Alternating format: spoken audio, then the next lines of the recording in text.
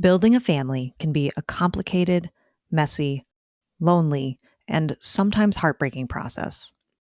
But you don't have to navigate this challenging journey alone. Welcome to the AllPaths podcast, where we support and celebrate all the different ways there are to try to grow your family. We are your hosts, Emily and Leanne from the nonprofit organization AllPaths Family Building. And today we're talking with Darlene and Kaitlin about their family's journey and work in this space.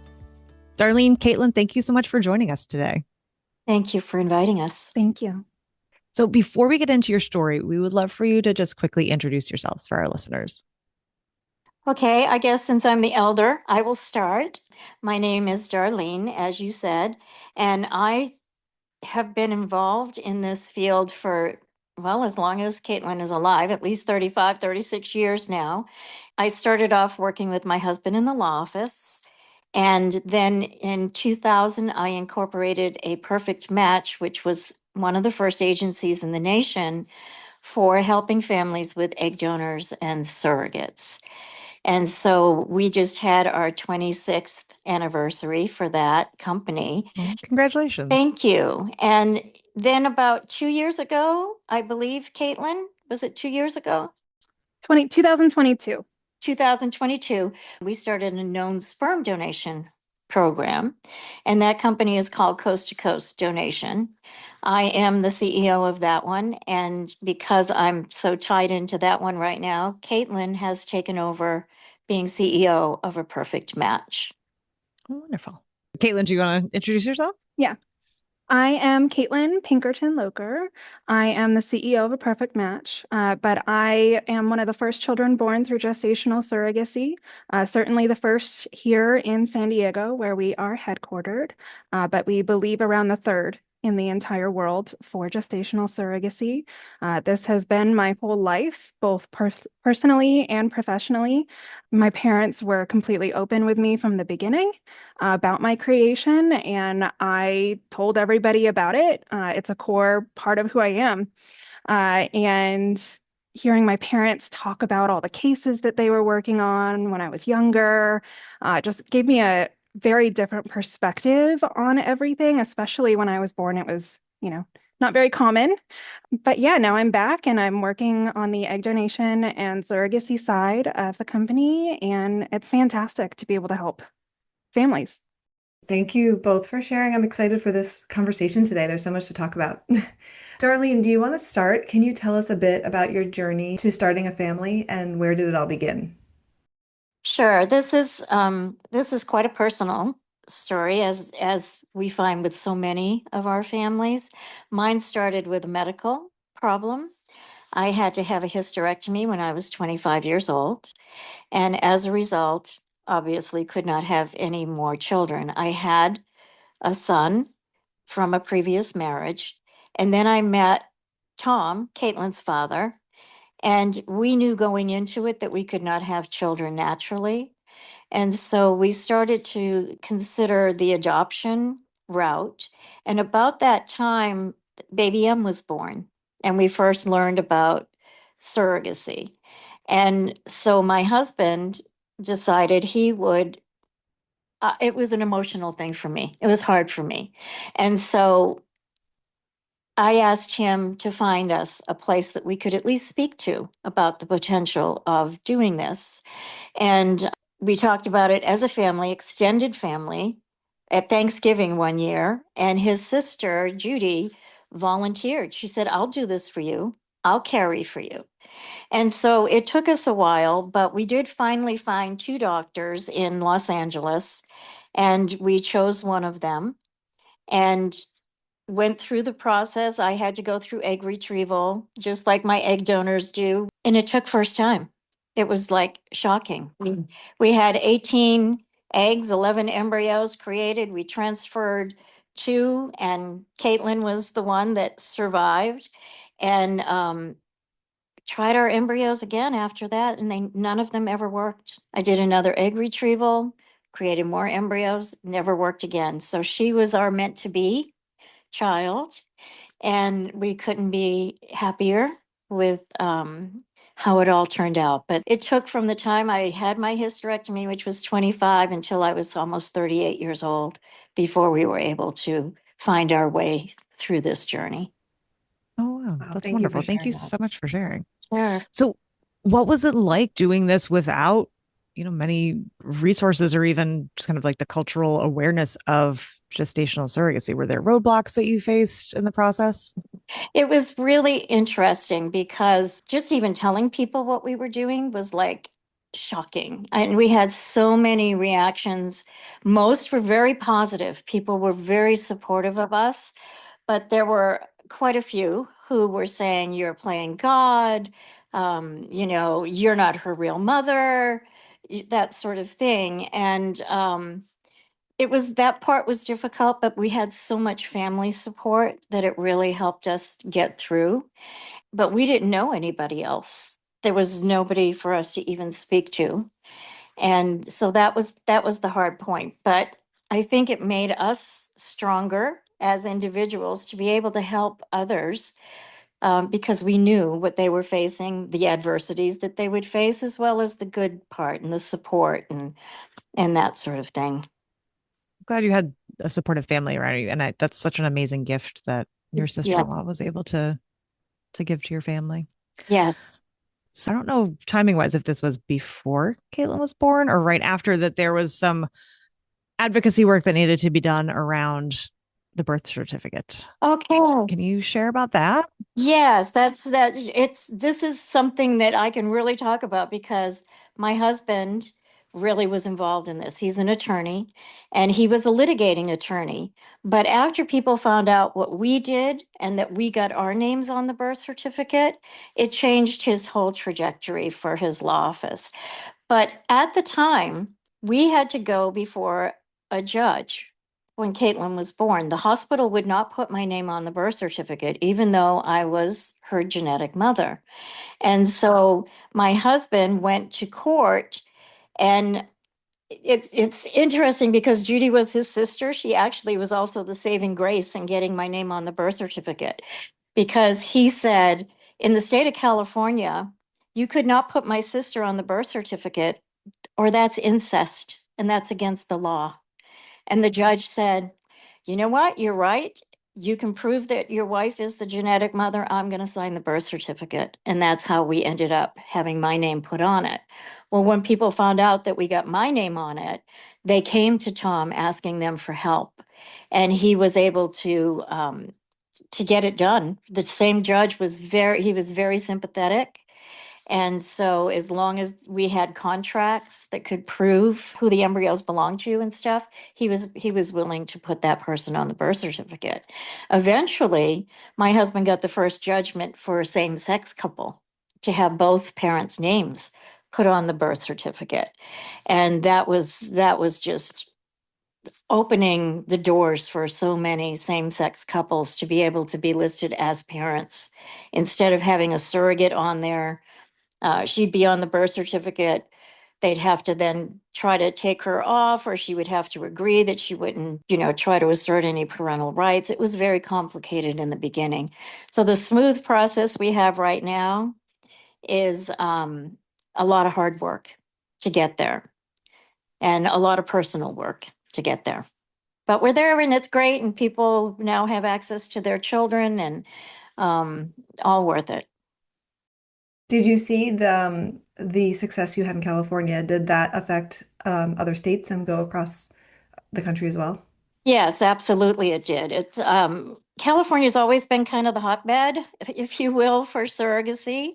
And so yes, once that happened, then slowly but surely it started making its way across the nation.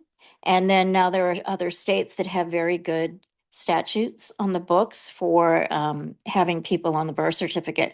Unfortunately, there are still some states that are not very pro surrogacy, and they don't view it the same way that we do out here. But yes, it was a long process, but most states are now putting parents' names on the birth certificate as long as you can prove that genetic connection. And for some in California, the way that you were a parent was a couple of ways. One was by genetics, but also by contract. So that's what helped really the same-sex couples, where they, both of them were not genetic parents, but both of them had the intent to create a child and to parent that child. So yes, it did spread, and thankfully it did that. A lot of the work that we're seeing today with intent-based parentage and everything Yes. is thanks to your family. So thank you all for Oh, being willing to jump into the unknown and giving it a shot. I have to say, we did not expect this. It's not why we were doing it. We just wanted a child. And it worked out that we were the right people at the right time to have this happen. If it had happened a year or two before, we might have had a different outcome. So I feel like it was kind of a destiny sort of thing that, like I said, we were the right people at the right time in the right place, and it just worked. And Kaitlin, what about you? What are some of your earliest memories of knowing about how your family was built? that's a really tough question, because my parents told me from the time I couldn't even form memories, long-term memories.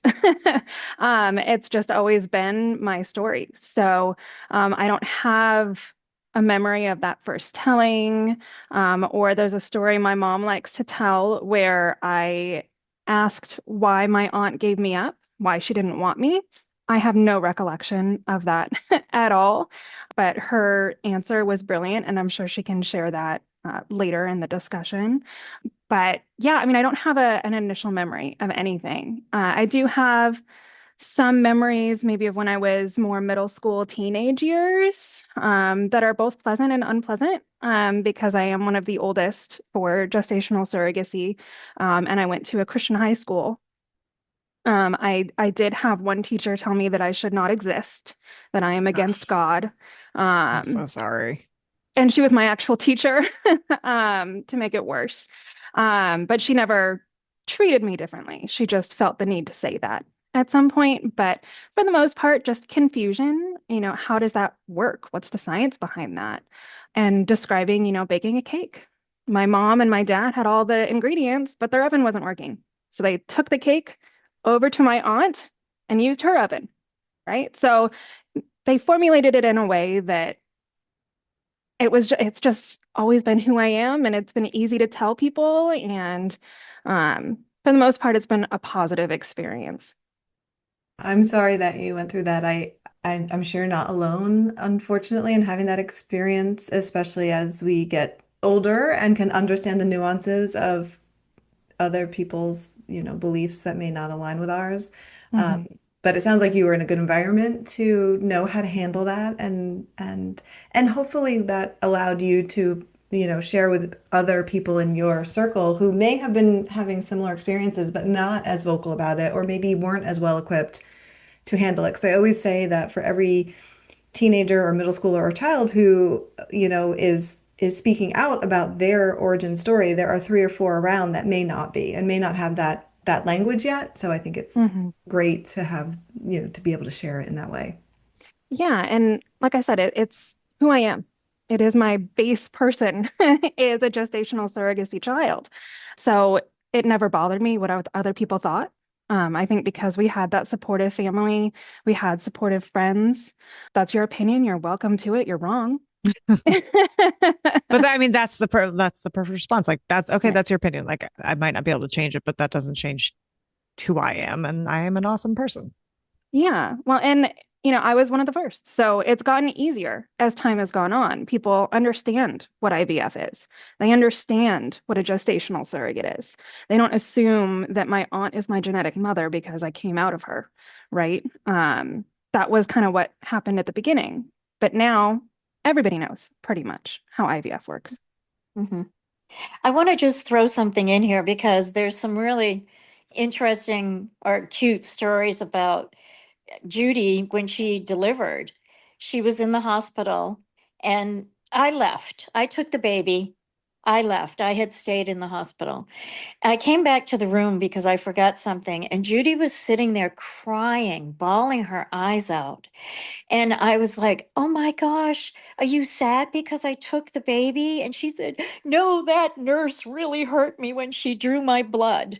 And it was like, here I'm terrified that I'm wounding, Judy and causing her all this emotional problems. And she was like, no, go take her. I don't want your baby.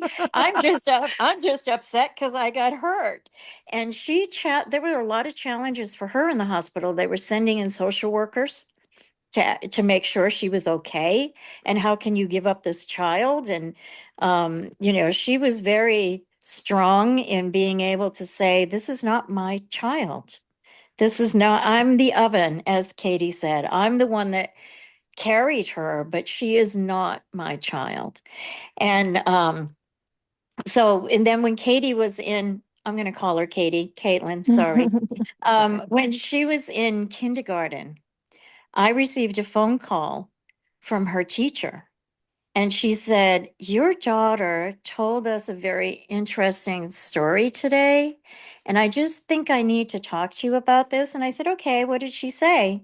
And she said, well, she told the class, not just the teacher, the whole class, that she was born from a petri dish and that's where she was created. And they used her daddy's sperm. She used these words, her daddy's sperm and her mommy's eggs, put them together in the petri dish, and then a couple of days later transferred them to her Aunt Judy. And then she was born. And I said to the teacher, she got it exactly right. This is amazing that she was able to tell you this in such a precise way that was truly accurate. And so we've been very open about that. We use the correct words. We never tried to hide anything from her about who she came out of, but always reiterated that I was her genetic mother. And then Judy also told a story in the hospital that when I would come to visit and she was holding Kaitlin, as soon as I talked, she would turn her head and look at me, but she wouldn't look at Judy at all. It was like, you're not my mother. This is my mother. So, what part of carrying is an attachment the way some people think that it is now, thinking you're taking a baby away from a gestational carrier, but gestational carriers don't look at it that way. They look at it as they're giving a gift. They were honored to be able to carry, but it's always been in their mind. This is not their child. They don't want to keep this child. If they wanted more children, they'd do it by themselves. But Kaitlin she's not bragging, but in high school, she wrote a whole thing about her being a gestational child in a Christian school environment, which I think was very brave of her. I had very Yeah. brave parents who gave I me, suppose. the strength and the knowledge to do such a thing and not care what anybody thought. Mm-hmm. Well, and kudos to all of you, especially for the openness. And I'm just most impressed with like the language for a kindergartner. Like, nicely done. And thank you for not falling back on the like test tube baby Yeah. BS. Like, no, it's a petri dish. Mm-hmm. Mm-hmm. Yeah, having that language must have felt pretty empowering because it wasn't a mystery and you were able to explain it accurately. It was important because people judged immediately, thinking that the genetics were from Judy. They were thinking that this was a traditional surrogacy. And so we felt very strongly that we needed to talk about the difference because traditional surrogacy was done, but it wasn't something that we would have personally chosen. But we wanted people to understand there is a difference. There is both are legitimate, both are legally, the parents are the parents. But for us, because we felt so judged, always felt the need to say, Tom's sperm, my eggs. And in realizing that years later, people shouldn't have ever said that to us. Like immediately, it was like, oh, how can she give up her child? Well, it's not her child. It's my child, and to have to always explain that was a difficult thing. But yeah, we never tried to hide from anyone how she came about. And I remember one time that she was born only a couple of days, I had to go for insurance thing, and I'm carrying this little car seat with me. And someone said, "Oh, when you had a baby? Because you don't look like you just had a baby."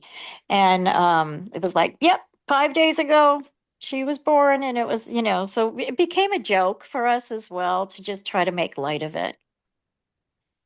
But also, like, don't comment on any Exactly. person's body. I know. Can you imagine? No, nope, nope, nope. Don't do that. I agree. Oh. So how has the relationship, this question is for Kaitlin, how is the relationship with your aunt different or the same with any other extended family members? I love this question because everybody has assumptions about how my relationship is with my aunt. I love my aunt. She had a place in my wedding. She walked down the aisle with my mother. We took pictures together. She was part of my mom's speech that she gave. But to be completely honest with you, she didn't have kids my age, so I didn't hang out with her very much. I spent a lot more time with another aunt, and I'm extremely close with that aunt. So the relationship is not any different personally. However, I do have respect for what she did and did choose to honor her. My graduations, all of that, she always has a place there. But yeah, the personal relationship is just she's my aunt. That's it. It's wonderful. This was a family affair from start to finish. How did your family then continue doing this work? I feel like, you could have just been like, all right, we did it. We've broken down some barriers in terms of how you talk about this on the legal side, how you handle parentage and birth certificates. Like you could have just been like, okay, this was good. Now, we're moving on. But you didn't. What inspired you to stay in this space? Well, for me, Tom stayed in the space because there was such a need that he gave up litigation entirely and was full time Wow. just in this field helping people. And because I worked with him, I was able to continue to work with people in that capacity. In 1998, we had a client that came to us and asked if we would help them find a specific donor. Because they needed an egg donor, but they themselves were Ivy League graduates, very big, tall people, very athletic. And so they were looking for a donor who matched their family. And they were unable to find a donor. Back then, I call it the dinosaur ages. You got like a baby picture and very little information. And the coordinator usually is the one who chose your donor for you. And so they asked if we would do a personal ad to see if we could help find somebody. And we did that. And when that happened, it was a Stanford ad. New York picked up on this. And so then we were getting calls from the Today Show, from Good Morning America, from all these places saying, are you doing eugenics? Are you trying to create the perfect child? So for us, it was another battle of, people having opinions. And so I did the Today Show. Tom went back on CNN Talk Back Live to defend the rights of people to be able to choose a donor that matched their family without judgment. Well, by the time I got home from my appearance, I had over 200 phone messages from young women saying, I want to be a donor. I want to be a donor. I want someone to be able to, I want to know who's getting my eggs. I'm open. I'll meet somebody. And at the same time, we were also getting phone calls from other people saying, I want that. I want to know my donor. Please help me. Do you have any donors that the family hasn't chosen that might be willing to help me? And so while I was still with the law office, the first year we helped, I don't know, maybe 5 people find a donor that was what they needed for their family. And we thought, this is going to go away. It was, we helped people, let's continue with the law office. Well, the next year it was 25 people that we matched. And pretty soon Tom and I decided that we needed to separate the businesses. And so that's when I formed A Perfect Match, was because he wanted to stay a lawyer, but I still wanted to be able to help people in that way. And it sounds like you spent so much of this time helping to really change the narrative, because the work that you did going on, like the news programs and the morning shows, to just really help people understand why families were choosing this method, why donors would choose to do this, and helping to really set the tone of the conversation in our country. It did, but it also brought a lot of very negative stuff against us. So in the industry, not from individual people, because people were very supportive and wanted this for themselves, but the industry did not take well to me doing this. For one thing, we were allowing people to pay their donor whatever they wanted to pay their donor. And for some, they felt like, look, I was a Harvard graduate. My donor's in Harvard. I know what it costs for her to go to school. I want to pay for at least 1 year of her tuition. Well, people started saying that we were coercing donors. So we were then defending our donors too, saying, these are intelligent women. Are you saying they can't make decisions for themselves that are good decisions? And plus, for us, we insisted they have their families involved. Most of the time, it was a mother or father that accompanied them for their procedure. And so it was like, why would you think that women, it became about women to me, it became about women. Why can we pay athletes hundreds and hundreds of thousands of dollars for them to risk their bodies, if you will, but take an intelligent woman and suddenly she can't make a good decision? And so it became about that. And at one point, I was actually ostracized from this field, where there was a movement put out that if somebody worked with me and my donors, they could actually be removed from a professional group. This was in the early, yeah, it was early on, but it happened. And that was around probably 2000, maybe up to 2005, thereabouts, that ASRM, which we're friends now, but we weren't friends back then, they said if anyone was paid more than $5,000, that it was coercive. And so these clinics, and primarily I will say East Coast clinics, West Coast clinics, were like, forget that. We don't care what you pay a donor. That has, that's between the donor and her family and the family she's helping. But I lost a lot of people that I was helping in New York. They were so concerned about losing their membership in this group that they stopped working with us. So it's not been an easy, yes, we started it, but we got a lot of pushback. And it wasn't until one of our donors actually went up against ASRM, and they sued ASRM and SART and a number of professional organizations, saying that they were price fixing. And so they ended up doing a class action suit, and she won. And ASRM changed their language, saying, that it should be in keeping with what's not coercing the compensation. So it's, this very brave donor took that on. And, so it's taken a lot of people who are willing to stand up and challenge the status quo to get us to where we are today. So what is the environment like today? As, professionals in this space, what are you seeing? What's changed for the better? Is there still room to improve on when it comes to helping people grow their families through donor conception and gestational surrogacy? Yes, and I would say that it's more, and Kaitlin, you could maybe jump in on this, on the sperm donation. So we have a very open program.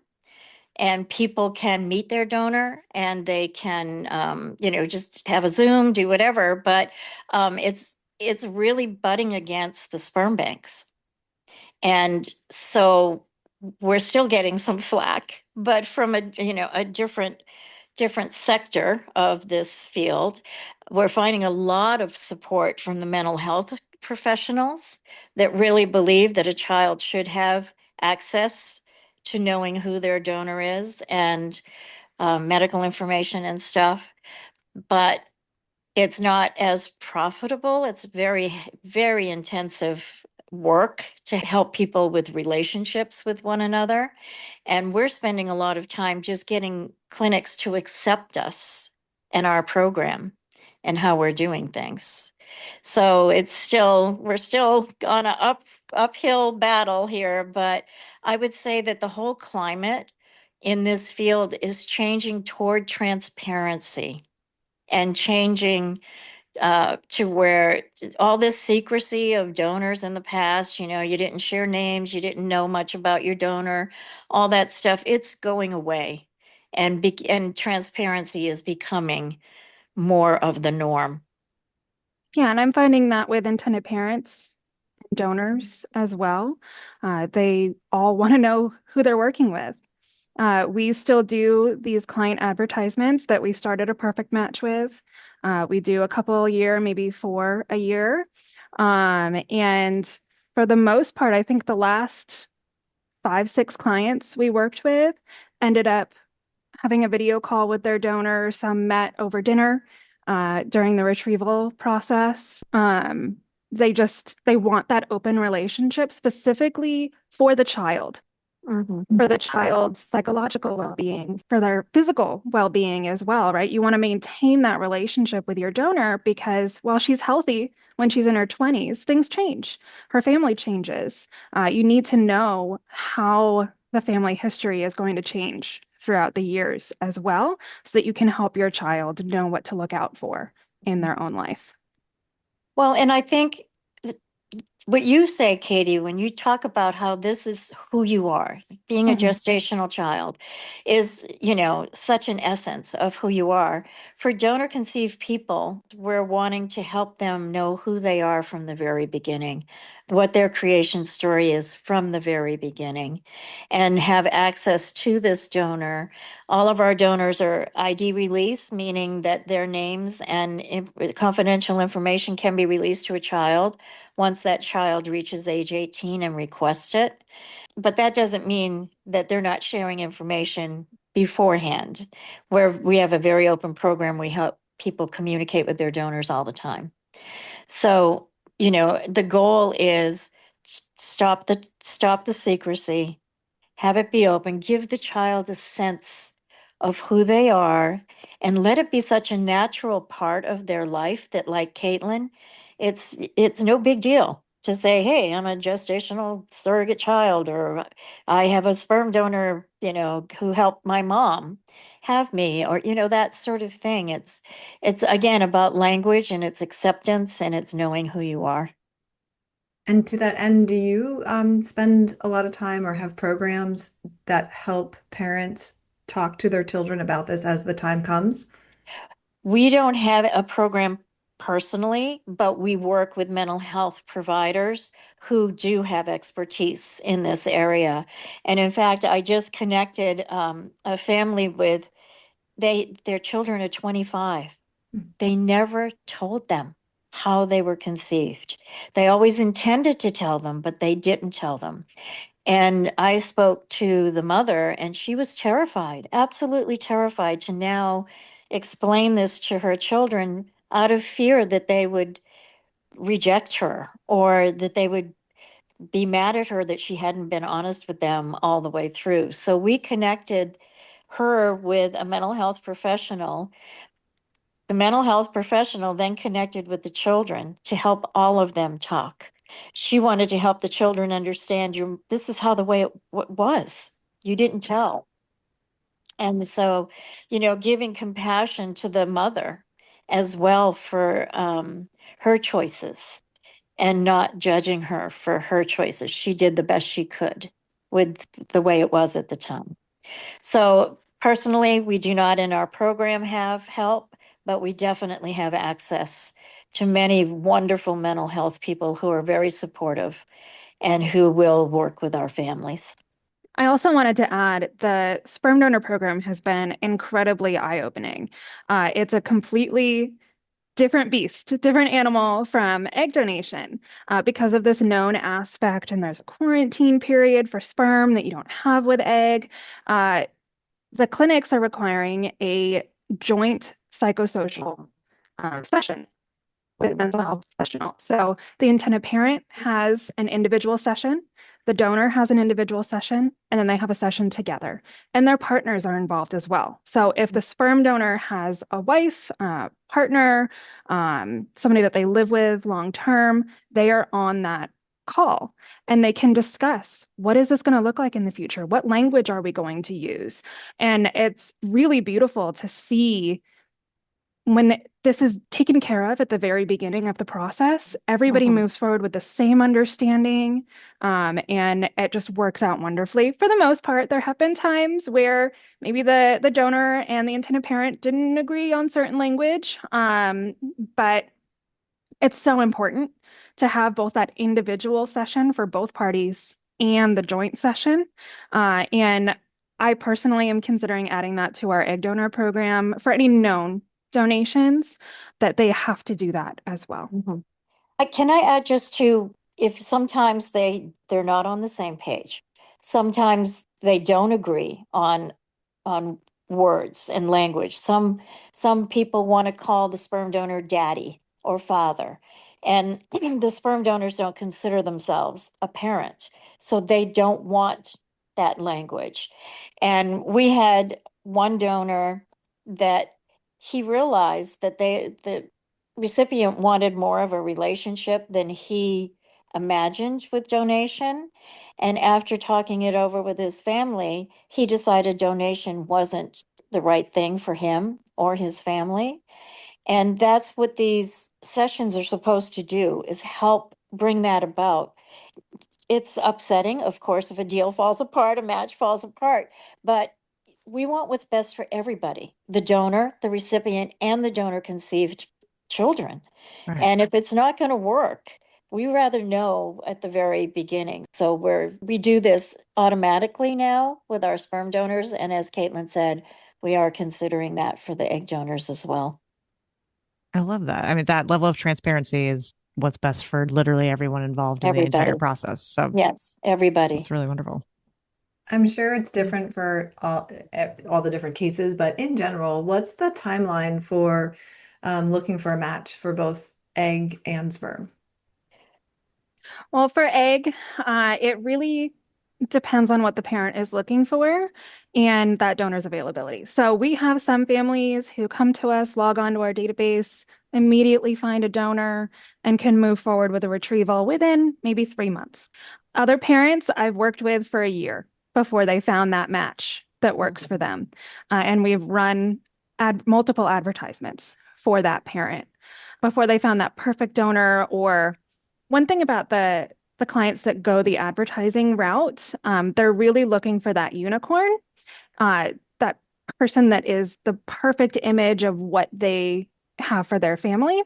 And running the ads, we show them everybody. Doesn't matter if they're the wrong ethnicity, if they're too short, if they went to the wrong school. I'm going to show you everybody. You are going to make that decision about whether that donor is a consideration for you or not. And that really helps them understand what is most important to me. Because while this person may not look like what I wanted for an egg donor, her story, her personal profile, everything she writes about herself and her family and her hobbies is exactly me. That's exactly who I am.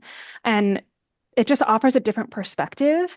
And I think people who are on the databases are not necessarily looking at every donor in that way. However, one of the first parents that I worked with, it was a gay couple. One was Jewish, one was Korean. They told me, I want a half Jewish, half Korean egg donor. That's exactly what I want. Nothing else will do, right? And so I'm like, I don't know. Let me look through who's coming up. So the next day I get in and I have an email from them. We love this donor. We need this donor. Can we have a video call with her? She's Black, Hispanic, mixed race. She went to Harvard. Fantastic, wonderful woman. They had a video call. It went amazing. They were like best friends on the call. And that's because they were open on who they were looking at, what is most important to us. So I think a lot of parents focus on the physical, but there's more to a person than that. Yes. And I think too that they come in with a certain idea, a certain, like you said, they're looking for what is their version of a perfect donor.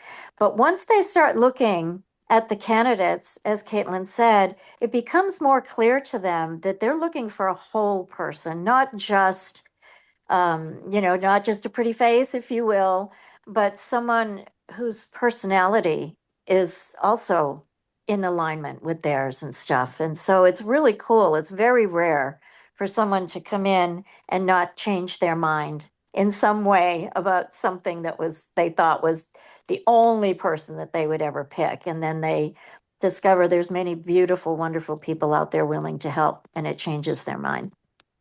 So, zooming out a little bit from just people who are looking for either an egg donor or sperm donor, what's something that you would say to anybody who's just starting the process of growing their family?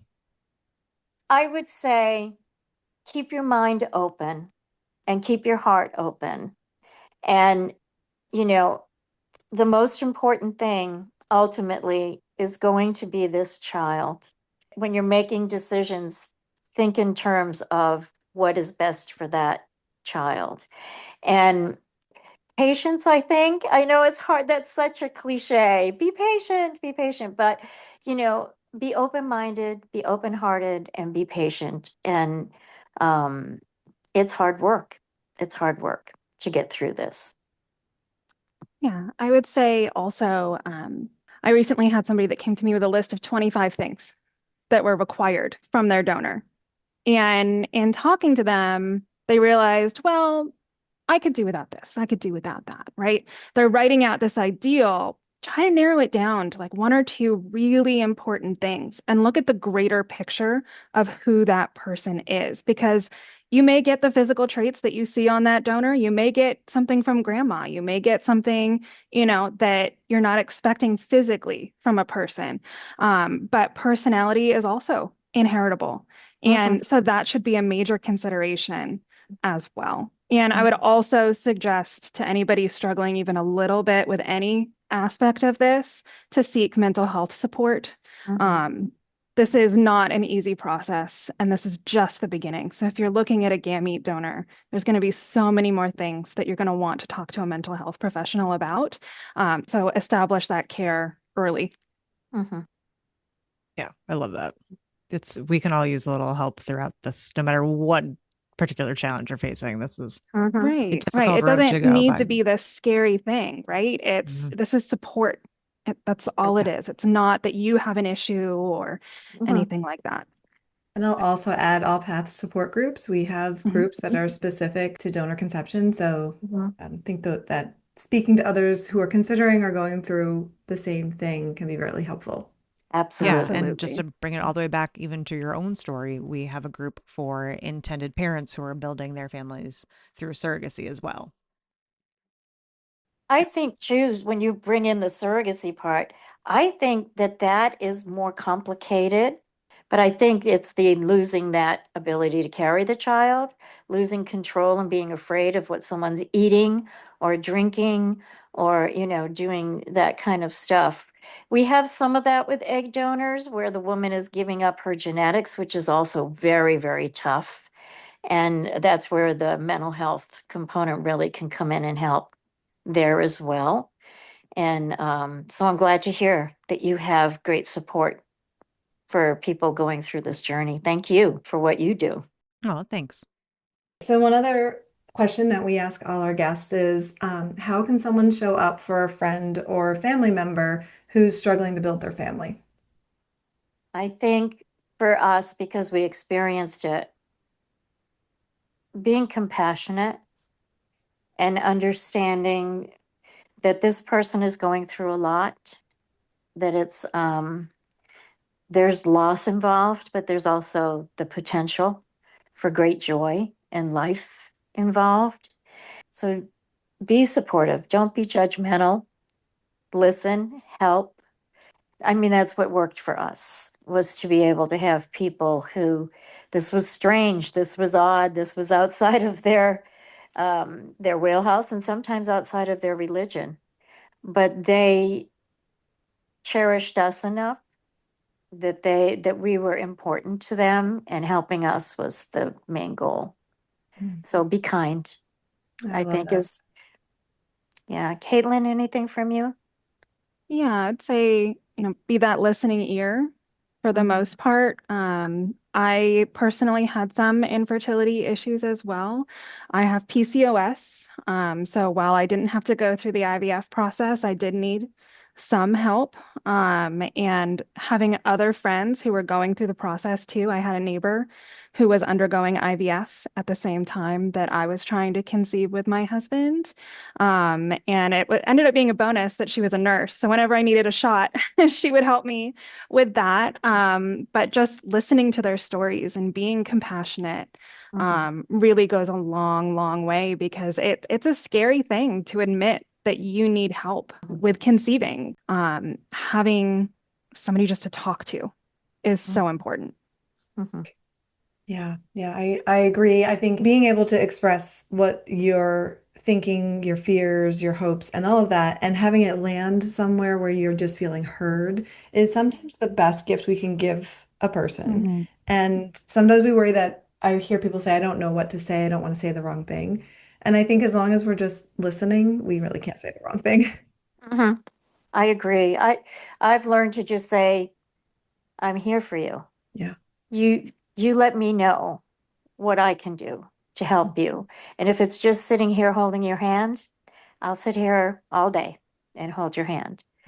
Yeah, this is great. This has been such a wonderful conversation, hearing both of your perspectives, your backgrounds, what you both went through together, as well as what you've added to the field of fertility and reproductive health. So thank you for sharing. Well, thank you. Is there anything else that you'd like to share, or anything else that we didn't ask about? Oh my goodness. We could talk forever, I I think. I know. know. Yeah, I mean, there's how Coast to Coast started. So I do the egg donation advertising for clients. And I had one client call me pretty much weekly. It was a heterosexual couple, so a man and a woman, and the wife had undergone, I think, 26 rounds of IVF, Oh my and they goodness. were only able to have one child. The wife was having issues mentally with selecting an egg donor. It was something she just couldn't get herself to do. She couldn't replace herself. And so what they decided to do was find a sperm donor that matched her physical and educational background, and then find an egg donor who matched the husband's physical and educational background. That way, everybody had a donor replace them. And, this man was just being incredibly supportive of his wife, who was trying so hard to have children. So he asked us to run an ad for a sperm donor, and asked us and asked us. And finally, I was able to convince Darlene to do it. It was for a very specific ethnicity. And we ran the ad and found the perfect donor, the right ethnicity, the right height, the right schools, the right personality. They had a video call together, all of it. And then we had these leftover sperm donors. We just weren't sure what to do with them. And because it was the specific ethnicity, um, it was, we just didn't know what to do. We didn't want them to just sit there, but didn't really have anybody to match them with.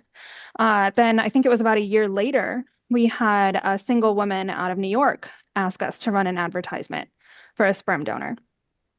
And we agreed to do that one as well. And then we had more donors just kind of sitting there and didn't know what to do with them. We kind of shared whether there's some concierge agencies in the industry that we told that we had these donors and clinics and attorneys. And we did get a few matches out of that. But then we had another family asked to advertise, and we did another round of advertising. This is, 4 years later at this point, I believe.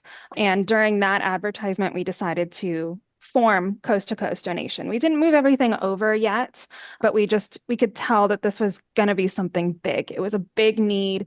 These women or families were not finding sperm donors at the cryobanks that matched what they were looking for. And we did separate everything out. I think it was around 2023. We started moving the sperm donors over. And now it's just really taking off because of that need. Ultimately, we did decide, because there's a 6-month quarantine period where the sperm needs to be frozen and the donor needs to be retested for STDs. That was causing a lot of issues with our parents because a lot of these women were undergoing their own cycles and needed a donor right away. So we decided to become a licensed sperm bank. Darlene did all of the work here, got us licensed with the FDA, with New York, with Colorado, California, and we're licensed. I'm not sure if I missed anywhere else where we had to actually get a specific license, but we're also registered everywhere that we have to be registered in the US, so that we now have frozen sperm that is available for purchase. It has reached the end of that 6-month quarantine period, and you can still meet your donor. These men are still willing to have video calls or meet in person with the family, which is so, so important. It's, again, that transparency that we were talking about is very key to our sperm donor program and what makes it so different than other programs out there. We also have a family limit of 6 families worldwide. The donors can choose to decrease that, or the parents can also choose to purchase additional family units or maybe even all of them so that everybody's comfortable and you don't have dozens or hundreds of half siblings out there. I wanted to say it's a hybrid program. So we still do individual matching where if someone wants to bring a donor to their clinic, they can do that. But we are slowly but surely having a lot of our guys come for freezing vials. And that's because of that quarantine period. It gives someone a chance to utilize the sperm sooner if we freeze them. So that's a new thing for us too. So to be a hybrid program and offer both programs to people. Great. Well, thank you. This has been fantastic. I feel like we've gotten so much information, so many beautiful perspectives and stories. I thank both of you for sharing with us. Well, thank you for having us on. Thanks, Darlene. Appreciate Thanks, that Kaitlin. you are doing this and helping people. So thank you for the opportunity. Thank you for listening. We'll see you next week with more family building stories and resources. Be sure to subscribe wherever you listen to podcasts so that you never miss an episode. And follow us on social media at AllPathsFB or visit our website, allpathsfb.org, to learn more about our work. And please help spread the word so that anyone who is struggling to grow their family can join the conversation. AllPaths Family Building is so grateful to the members of our circle of support. And today we want to recognize and thank our platinum sponsor, EMD Serono. Your partnership is vital to our ability to provide emotional support, education, and advocacy that is open to anyone who is struggling to grow their family. And to the entire AllPaths community, thank you for being here. It's an honor to walk with you on your journey.